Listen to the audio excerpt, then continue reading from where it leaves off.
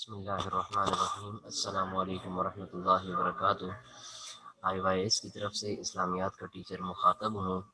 انشاءاللہ العزیز آج کلاس دہم کا اسلامیات کا سبق طہارت و نظافت جسمانی پڑھیں گے۔ سب سے پہلے کچھ ہدایات نوٹ کر لیں۔ کاپی اور قلم کتاب اپنے سامنے رکھیے۔ درس کے دوران ہینڈ ریز نہ کریں۔ کوئی بھی کسی بھی قسم کا درس سے متعلق سوال ہو تو درس کے آخر میں پوچھ لیجیے۔ سبق کی طرف پڑھتے ہیں۔ طہارت و نظافت جسمانی۔ طہارت کسے کہتے ہیں؟ پاکی کو، صفائی کو۔ نظافت بھی صفائی کو اور پاکیزگی کو کہا جاتا ہے۔ طہارت یہ انسان کی جسمانی بھی روحانی بھی جو ہے اسے طہارت کہا جاتا ہے۔ روحانی اور جسمانی صفائی کو طہارت کہا جاتا ہے اور جسمانی خاص طور پر جسمانی صفائی کو نظافت کہا جاتا ہے۔ جسم پر ظاہری طور پر کوئی گندگی کوئی ناپاکی لگی ہوئی نہ ہو تو اسے نظافت کہا جاتا ہے، اور جسم اسلام نے جو طریقہ بتایا ہے کہ وضو اور غسل کی حالت میں بندہ رہے تو اس کیفیت کو طہارت کہا جاتا ہے۔ اسلام ایک مکمل ضابطۂ حیات اور دین فطرت ہے۔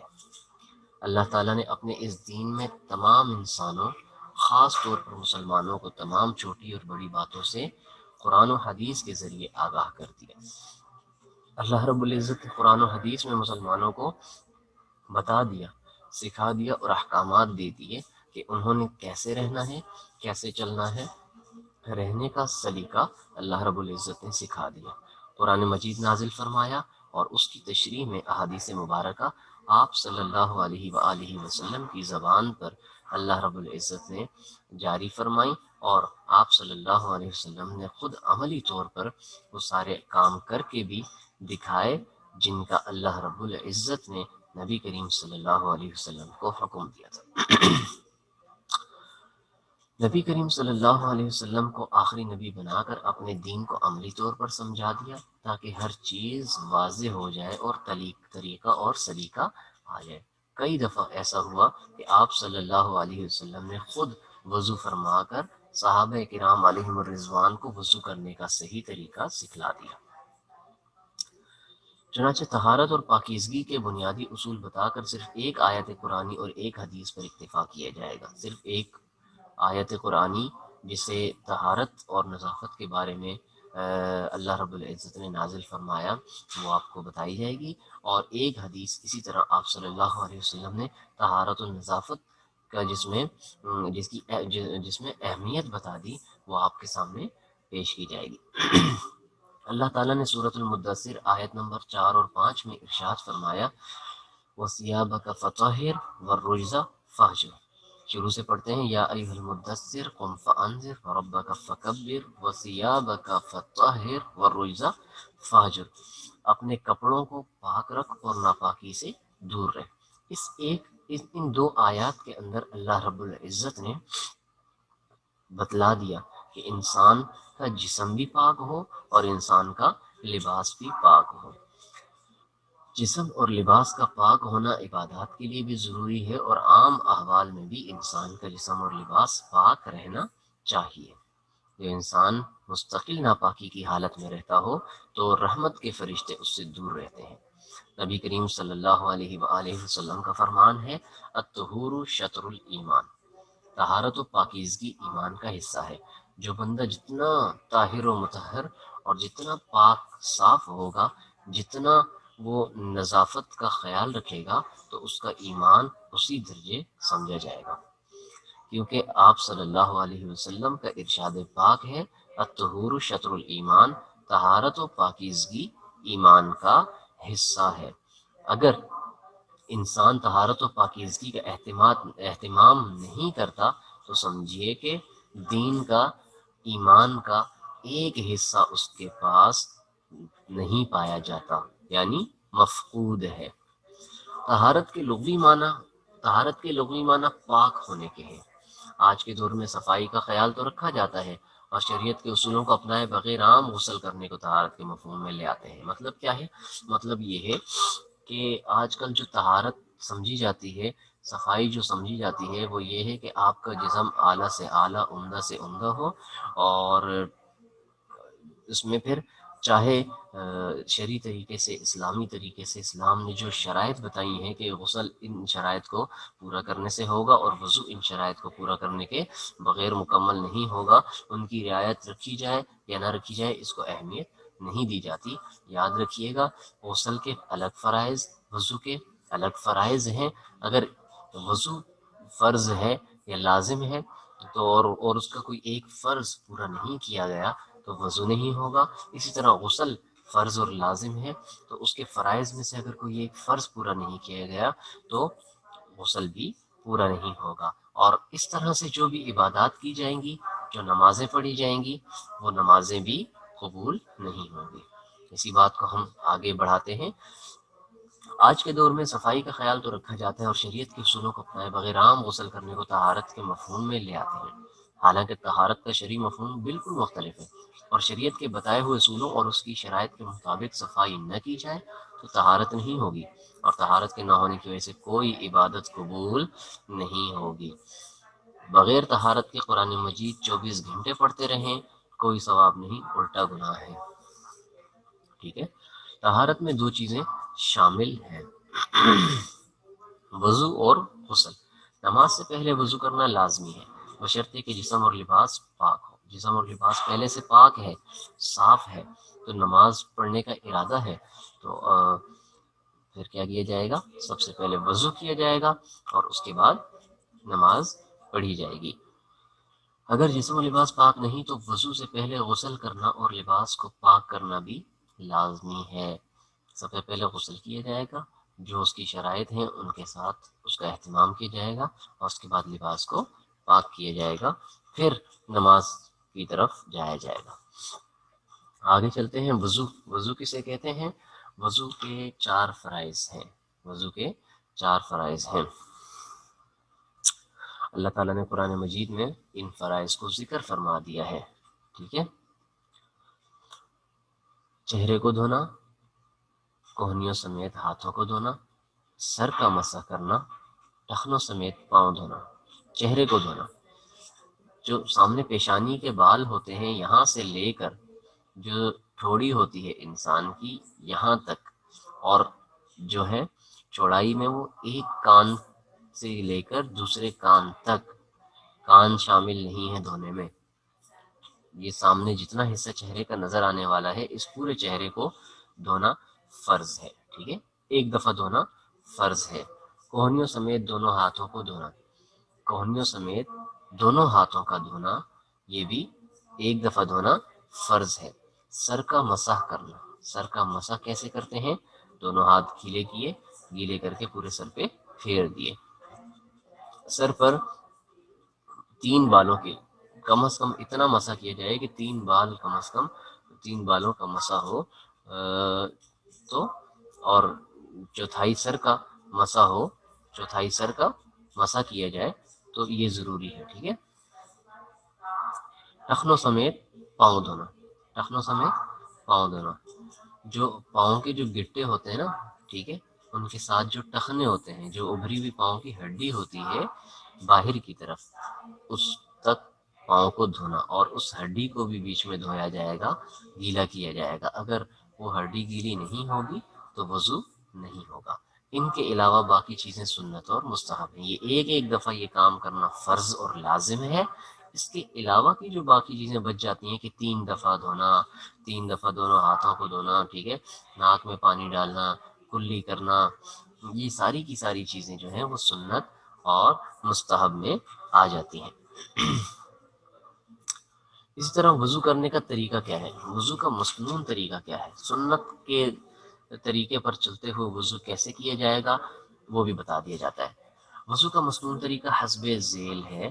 اچھی طرح ہاتھوں کو دھونا، دونوں ہاتھ، ٹھیک ہے، دونوں ہاتھوں کو اچھی طرح سے دھویا جائے گا، پورے ہاتھوں کو، ٹھیک ہے، بہت اچھے سے انگلیوں کو اندر سے باہر سے دھویا جائے گا۔ یہاں ایک بات اور سمجھ میں آتی ہے، آپ صلی اللہ علیہ وسلم نے فرمایا کہ جب تم میں سے کوئی بھی نیند سے بیدار ہو تو وہ سب سے پہلے برتن میں ہاتھ ڈالنے سے، اب ہم فجر کے وقت جاگتے ہیں، گرم پانی ہے اور بالٹی میں یا کسی بھی برتن میں پانی موجود ہے، وضو کے لیے پانی لینا ہے، تو ہمیں ڈائریکٹ اس میں ہاتھ نہیں ڈالنے، صحیح ہے۔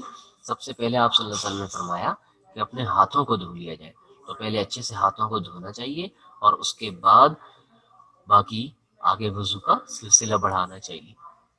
پھر فرمایا 3 بار کلی کرنا، 3 بار کلی کرنا، اچھے سے پورے منہ میں پانی گھمانا، 3 بار ناک میں اچھی طرح پانی ڈالنا، ناک کی نرم ہڈی ہوتی ہے اندر، وہاں تک ناک میں پانی لے جانا، یہ بھی سنت ہے۔ یہ جو 3 بار کرنے ہیں نا یہ کام، یہ بھی مسنون ہے۔ چہرے کو پیشانی کے بالوں سے ٹھوڑی کے نیچے تک اور ایک کان کی لو سے دوسرے کان کی لو تک اچھی طرح دھونا، یہ بھی آپ سمجھ گئے ہیں۔ کوہنیوں سمیت بازوؤں کو دھونا، دونوں بازوؤں کو کوہنیوں سمیت دھویا جائے گا مکمل طور پر۔ سر کا مسح کرنا، یہ بھی میں سمجھا چکا ہوں، پورے سر کا مسح کرنا سنت ہے۔ ٹخنوں سمیت دونوں پاؤں کو دھونا، یہ بھی سمجھا چکا ہوں۔ اس میں یہ یاد رکھیے کہ انگلیوں کے اندر پانی جانا ضروری ہے، انگلیوں کے اندر تک پانی ڈالا جائے، ٹھیک ہے۔ وضو کرتے ہوئے یہ خیال کرنا کہ پہلے جسم کا دایاں حصہ اور پھر بایاں حصہ دھونا۔ یہ کیسے ہوگا؟ ایسے ہوگا کہ مثال کے طور پہ 2 بازو اور 2 پاؤں ہیں، ٹھیک ہے۔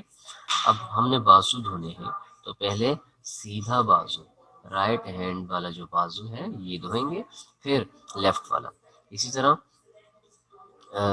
پاؤں میں بھی پہلے سیدھا پاؤں اور پھر الٹا پاؤں، یہ سیدھا پہلے اور الٹا بعد میں، یہ بھی سنت ہے، یہ ایک الگ اور مستقل سنت ہے۔ جسم کے اعضاء کو 3 بار دھونا، مطلب یہ کہ 3 دفعہ کلی کرنا، 3 دفعہ ناک میں پانی، یہ جو 3 دفعہ کرنے والے کام ہے نا، یہ سارے کام سوائے مسے کے، مسا صرف ایک ہی دفعہ ہوگا، 3 دفعہ کرنے والے جتنے بھی کام ہیں یہ سارے کے سارے سنت اعمال کہلاتے ہیں، سمجھ گئے؟ اچھا اسٹوڈینٹس، یہ بات آپ کو امید ہے بہت اچھے سے سمجھ میں آ گئی ہوگی۔ اب ہم غسل کی طرف چلتے ہیں۔ غسل کیا چیز ہے؟ اردو زبان میں غسل کے معنی نہانے کے ہیں۔ اگر جسم پاک نہ ہو تو وضو سے پہلے غسل کرنا واجب ہے۔ اگر انسان کا جسم ناپاک ہے، ٹھیک ہے، تو اب وضو سے پہلے غسل کیا جائے گا، ٹھیک ہے۔ غسل کرنے کا بھی بہترین طریقہ یہ ہے کہ انسان کیا کرے، جب غسل واجب ہو انسان پر تو سنت طریقہ یہ ہے، وہ آگے طریقہ آ بھی جائے گا کہ پہلے وضو جس طرح عام وضو کیا جاتا ہے اس طرح 3 دفعہ وضو کیا جائے۔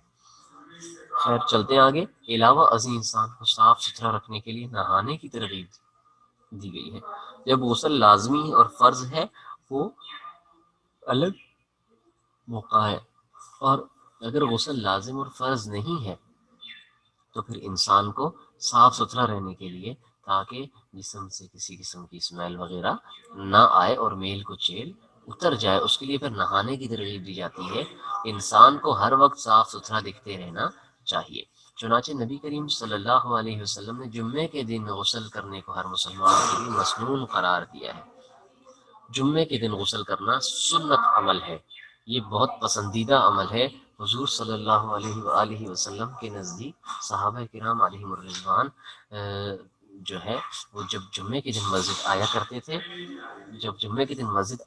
تھے تو کیا ہوتا تھا، دیکھیں وہ بہت مصروف ترین لوگ ہوا کرتے تھے، تو اور گرمی بھی، عرب کی گرمی بھی زیادہ ہوا کرتی تھی، تو اس گرم موسم کی وجہ سے آپ صلی اللہ علیہ وسلم نے جمعے کے دن کے غسل کو سنت مسنون عمل قرار دیا، اور اس موقع پر جمعے کے دن غسل کیا جاتا تھا۔ تو آج بھی یہی سلسلہ ہے کہ سنت کی نیت سے جمعے کے دن غسل کرنا یہ ثواب کا باعث ہے۔ جہاں اور مسنون اعمال ہے، ناخنوں کا کاٹنا، ٹھیک ہے، اسی خوشبو کا لگانا، مسواک کرنا، اسی طرح جمعے کے دن غسل کرنا بھی سنت عمل اور پسندیدہ عمل ہے۔ اچھا، اسی طرح عیدین کے موقع پر، یعنی عید الفطر اور عید الاضحیٰ کے موقع پر، چھوٹی عید اور قربانی کی عید، ان دونوں موقعوں پر عمرہ و حج کے لیے احرام باندھنے سے پہلے نہانے کو بھی اپنی سنت میں شامل کیا ہے۔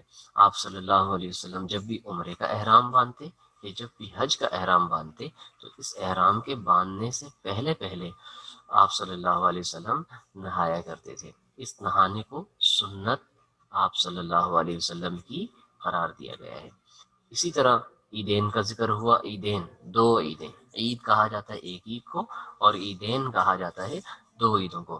تو اسلام میں جو عید الفطر اور عید الاضحیٰ کا کانسیپٹ ہے، اس موقع پر بھی سنت غسل کرنا، نہانا جو ہے وہ چاہے لازم نہ ہو، غسل کرنے کو، نہانے کو سنت عمل، پسندیدہ عمل قرار دیا گیا ہے۔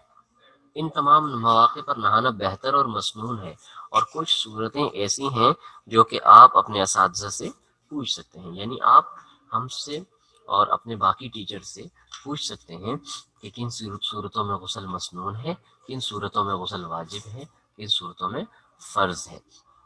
یا تعلیم الاسلام جیسی کتابوں میں پڑھ سکتے ہیں۔ ایک چھوٹی سی کتاب آتی ہے تعلیم الاسلام، اس میں آپ پڑھ سکتے ہیں، وہاں آپ کو وضاحت کے ساتھ یہ بات ملے گی کہ غسل کب فرض ہوتا ہے اور کب سنت ہوتا ہے، کب مستحب ہوتا ہے۔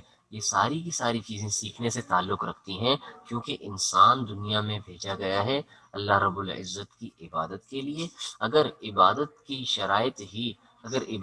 شرائط ہی نہ پائی جا رہی ہوں اور بندہ عبادت کرتا رہے اور وہ ضائع ہوتی رہے، 50 60 70 80 سال کا بندہ ہے، عبادت کر رہا ہے، لیکن غسل لازم ہے اور غسل کو اس کی شرائط کے ساتھ پورا کر کے وہ کبھی بھی عبادت نہیں کر رہا، تو بتائیے مجھے کہ اس انسان کا آخرت میں کیا انجام ہوگا۔ اگر یہ کہا جائے کہ اس کو اس کا علم نہیں، تو پھر یہاں یہ سوال پیدا ہوتا ہے کہ اس نے یہ علم حاصل کیوں نہیں کیا، کیونکہ علم حاصل کرنا ہر مسلمان مرد و عورت پر فرض ہے، اور وہ اسی بات کا علم ہے کہ انسان کو حلال حرام، جائز ناجائز کا پتہ چل جائے۔ ٹھیک ہے، جن میں غسل واجب ہے، اور اگر ان حالتوں میں غسل نہ کیا گیا تو انسان ناپاک رہے گا اور اس کی عبادت قبول نہ ہوگی۔ یہ تعلیم الاسلام جیسی کتابوں میں آپ لوگ پڑھ سکتے ہیں۔ اس کے لیے ایک اور کتاب ہے بہشتی گوہر کے نام سے اور بہشتی زیور کے نام سے۔ اس طرح کی کتابوں میں آپ یہ ساری چیزیں اچھے سے تفصیل سے پڑھ سکتے ہیں۔ غسل کا طریقہ: نہانے سے پہلے یہ ضروری ہے کہ جسم کا جو حصہ گندا ہے اسے دھو لیا جائے، اور اس کے بعد اگر ہو سکے تو وضو کر لینا بہتر ہے۔ ٹھیک ہے، جسم پر اگر کہیں ناپاکی لگی ہوئی ہے یا کوئی گندگی موجود ہے، لگی ہوئی ہے، تو سب سے پہلے تو اسے دھویا جائے گا۔ ٹھیک ہے، اور اس کے بعد اگر ہو سکے تو وضو کر لینا بہتر ہے اور مسنون عمل ہے کہ پہلے وضو کر لیا جائے۔ اگر نہ 3 بار اس طرح کلی کرنا کہ پانی حلق تک پہنچے اور پھر ناک میں پانی 3 بار جہاں تک ممکن ہو آگے تک لے جائے، آخر میں پورے جسم پر 3 بار پانی بہایا جائے اور جسم کو اچھی طرح مل کر صاف کر لیا جائے۔ دیکھیے یہاں پر غسل کے 3 فرائض بتائے گئے ہیں۔ پہلا فرض اچھی طرح سے کلی کرنا، دوسرا فرض ناک میں حلق تک پانی پہنچانا اور ناک میں نرم ہڈی تک پانی پہنچانا، کلی میں حلق تک پانی پہنچانا، اور تیسرا فرض کیا ہے؟ پورے جسم پر اچھے سے پانی بہانا۔ اور اس میں یہ اس بات کا خیال رکھا جائے کہ ایک بال کے برابر جگہ بھی خشک نہ رہے۔ جسم کی اگر ایک بال کے برابر بھی جگہ خشک رہی تو لازم جو غسل ہوتا ہے وہ ادا نہیں ہوگا، جس کی وجہ سے عبادات قبول نہیں ہوتی۔ اچھا، اسی طرح نیل پالش وغیرہ یا ایلفی وغیرہ یا کوئی اس طرح کی چیز ہاتھ پر لگ گئی تو پہلے اس کا ہٹانا اور پھر وہاں پر غسل کا پانی پہنچانا ضروری ہے۔ اب مثال کے طور پر انگلی پر ایلفی لگی ہوئی تھی اور ہم غسل کر لیا ہم نے، تو اب کیا ہوگا؟ اب یہ ہوگا کہ اس ایلفی کو ہٹا کر صرف اس انگلی کو یا ہاتھ کو یا جسم کا کوئی بھی حصہ جہاں ایلفی لگی ہوئی ہے اسے دھو دیا جائے تو غسل ہو جائے گا۔ بہرحال مرد اور عورت کے لیے ضروری ہے کہ اس طرح نہائے کہ جسم کا کوئی حصہ اور کوئی بال خشک نہ رہے۔ پانی اعتدال کے ساتھ استعمال کیا جائے، زیادہ پانی ضائع کرنے کی ضرورت نہیں ہے، خواہ مخواہ پانی ضائع نہ کیے۔ غسل خانے میں نہایا جائے، اور اگر غسل خانہ میسر نہ ہو تو کپڑا پہن کر مرد کے لیے نہانے کی اجازت ہے، البتہ عورت کے لیے ضروری ہے کہ پردے میں نہائے۔ غسل کرتے وقت گنگنانے اور باتیں کرنے سے منع کیا گیا ہے۔ ٹھیک ہے، شریعت نے جو طریقے مقرر کیے ہیں ان کا مقصد انسان کو نقصان یا تکلیف پہنچانا نہیں، بلکہ یہ تو اس کے فائدے کی باتیں ہیں۔ اب جس طرح وضو ہے، ہر نماز سے پہلے اگر ہم وضو کریں گے تو ہمیں ذہنی اور جسمانی سکون ملے گا۔ ایسے ہی ہے نا، انسان بہت تھکا ہوا ہو، ٹھیک ہے، اب جس طرح بلڈ پریشر ہے، بلڈ پریشر کے مریض اگر بار بار وضو کریں گے تو ان کا بلڈ پریشر کنٹرول رہے گا، ٹھیک ہے۔ ہر نماز سے پہلے وضو کرنے سے ذہنی اور جسمانی سکون ملتا ہے، چاہے سردیوں کا ہی موسم کیوں نہ ہو۔ جب آپ نماز سے پہلے وضو کرتے ہیں، وقتی طور پر تو سردی لگتی ہے، لیکن وہ ایک سکون اور راحت کا ذریعہ بن جاتا ہے انسان کو، اس کے بعد بہت سکون ملتا ہے، انسان صاف ستھرا رہتا ہے اور اس کی تھکاوٹ دور ہو جاتی ہے۔ نہانے سے پورا جسم صاف ہو جاتا ہے اور اس طرح صفائی کے باعث بیماریوں سے کافی حد تک محفوظ رہتا ہے۔ اگر انسان غسل کرتا ہے، نہاتا ہے، تو اس کا جسم پاک صاف ہو جاتا ہے۔ دیکھیے آپ، جس طرح ابھی یہ وقت چل رہا ہے کہ کورونا کی جو بیماری پھیلی ہوئی ہے، یہ وبا جو پھیلی ہوئی ہے، اس کے علاج میں بھی کہا جاتا ہے کہ بار بار منہ دھویا جائے، بار بار ہاتھ دھوئے جائیں، ٹھیک ہے۔ اور اس میں پھر کہا گیا ہے کہ بار بار وضو کرنے سے اس بیماری کے اثرات ختم ہوتے ہیں۔ اور جو بندہ دن میں 5 دفعہ وضو کرتا ہے اور پھر نماز ادا کرتا ہے، چاہے اس بندے کو سونے کا ٹائم مکمل نہیں ملتا، نیند اس کی مکمل نہیں ہوتی، تو آپ اسے دیکھیے وہ کتنا چاقو چوبند ہوتا ہے، دوسروں کے مقابلے میں وہ زیادہ چست ہوتا ہے اور زیادہ ایکٹیو نظر آتا ہے۔ بالکل اسی طرح ہمیں ہر وقت وضو میں رہنا چاہیے۔ ہر وقت وضو میں رہنے کی فضیلت کیا ہے؟ فضیلت یہ ہے کہ جو شخص وضو کی حالت میں، دنیا دیکھیں، انسان کے فوت ہونے کا کوئی پتہ نہیں، انسان کی زندگی کب ختم ہو جائے کسی کو کوئی اس بات کا علم نہیں ہے، کسی بھی وقت وہ دنیا سے جا سکتا ہے۔ تو اگر وضو کی حالت میں جائے گا تو اسے شہادت کی موت نصیب ہوگی، مطلب یہ کہ اس کا درجہ شہید کے برابر اس کو ثواب دیا جائے گا۔ اسی طرح رات سونے سے پہلے بھی وضو کر کے سونا چاہیے۔ وضو کرنے اور نہانے سے ظاہری صفائی بھی حاصل ہوتی ہے اور روحانی بھی، روحانی پاکیزگی، تازگی حاصل ہوتی ہے۔ اور جو شخص وضو میں رہتا ہے، تو وہ ان کے جنات کے حملوں سے اور شیاطین کے حملوں سے بھی محفوظ رہتا ہے۔ وضو اور غسل کر کے اگر کوئی کام کیا جائے گا، دیکھیے صبح ہم جاگتے ہیں تو کتنے سست ہوتے ہیں، جب ہم غسل خانے میں جا کر نہا لیتے ہیں تو ہمیں کتنا سکون ملتا ہے اور ہم بالکل ایکٹیو اور تر و تازہ ہو جاتے ہیں۔ عبادت اور کام کرنے میں لطف آتا ہے اور اس طرح عبادت بھی قبول ہوتی ہے اور کام کرنے کی صلاحیت بھی بڑھ جاتی ہے۔ اب ہم جو کچھ ہم پڑھ چکے ہیں اس کی طرف دوبارہ چلتے ہیں کہ وضو کے فرائض اور غسل کے فرائض ایک دفعہ ریوائز کرتے ہیں، اور وضو کا سنت طریقہ ایک دفعہ اور ریوائز کرتے ہیں، تاکہ آپ لوگوں کو یہ بہت اچھے سے سمجھ میں آ جائے اور آپ اسٹوڈنٹس اس کو یاد بھی کر لیں۔ وضو کے 4 فرائض ہیں۔ وضو کے 4 فرائض ہیں۔ چہرے کو دھونا، پورے چہرے کو دھونا، ٹھیک ہے۔ چہرے کا میں نے بتایا کہ پیشانی کے جو بال ہیں، جو سر پر سامنے بال ہوتے ہیں ماتھے کے اوپر، ان بالوں سے لے کر چہرے کا جو حصہ ہے، ان بالوں کے ساتھ چہرے کا جو حصہ ہے، یہاں سے لے کر گولائی میں جو کان ہے، کانوں کی لو ہے، یہاں تک نیچے ٹھوڑی پر آئیں گے، ٹھوڑی سے لے کر دوسرے کانوں تک، یہ پوری گولائی میں جو حصہ ہے، اس حصے کو دھویا جائے گا، ٹھیک ہے۔ یہ پہلا فرض ہے کس چیز کا؟ وضو کا۔